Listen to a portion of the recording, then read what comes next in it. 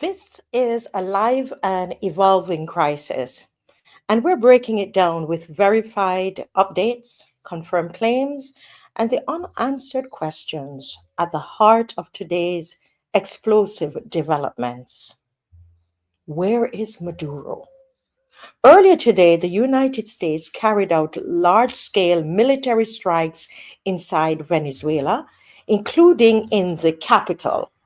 President Donald Trump has claimed these strikes succeeded and that Venezuelan President Nicolás Maduro and his wife, Celia Flores, have been captured and flown out of the country. But right now, no independent international news agencies has verified Maduro's location, capture, or current status. This situation remains chaotic, uncertain, and incredibly serious.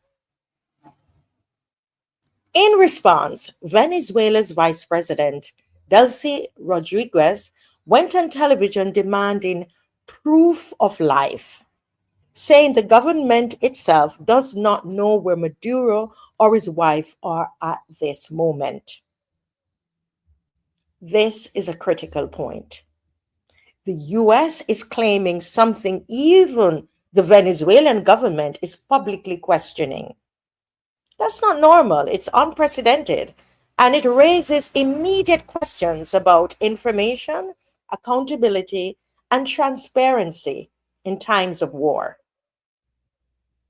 We also have a new statement circulating attributed to US authorities, purportedly from the US Attorney General, listing criminal indictments against Nicolas Maduro and Celia Flores in the Southern District of New York.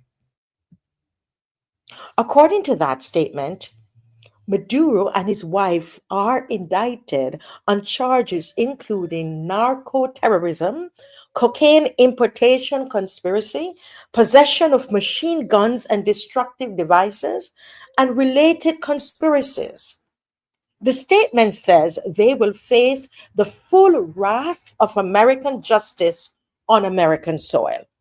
It also thanks President Trump and US military forces for a highly successful mission to capture these two alleged international narco traffickers.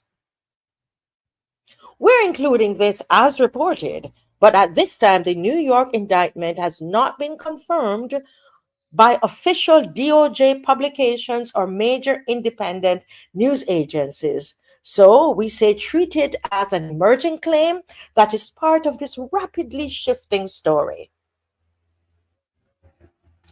Regional players are reacting instantly. Colombia has deployed armed forces to its border with Venezuela, citing fear of a massive refugee influx from Venezuela if the situation deteriorates.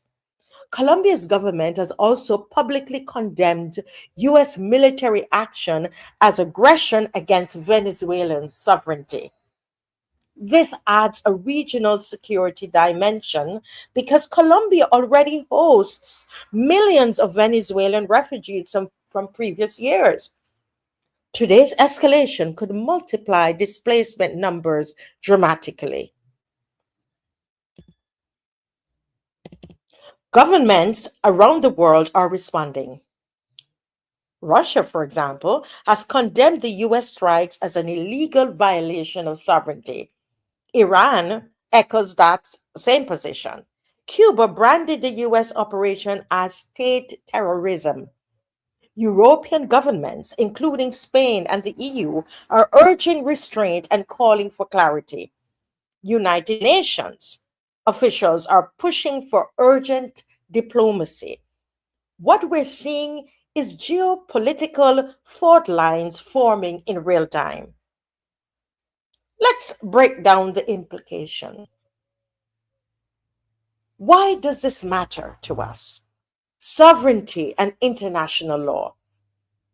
Foreign military action inside a sovereign nation raises legal and diplomatic alarms.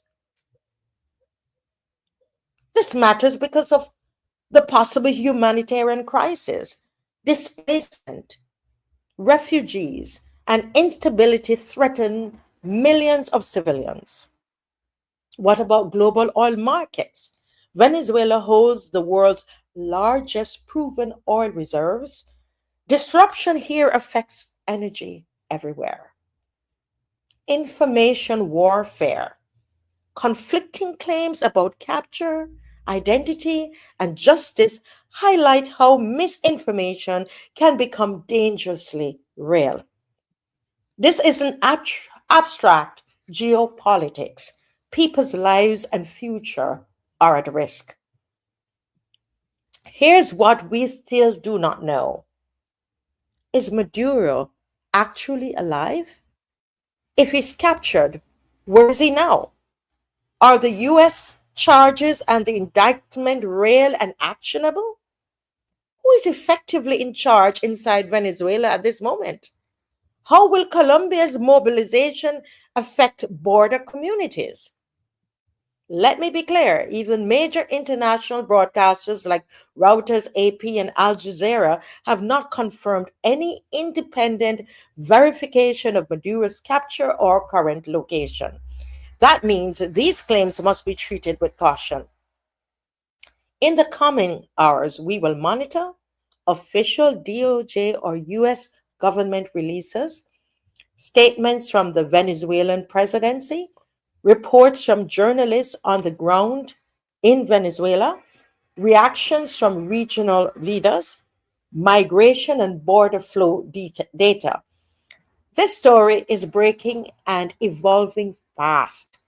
So stay tuned, stay informed, and we'll continue to bring you verified updates as they unfold. Thanks for watching. Hit subscribe and turn on notifications for real time coverage. Leave your questions and comments below.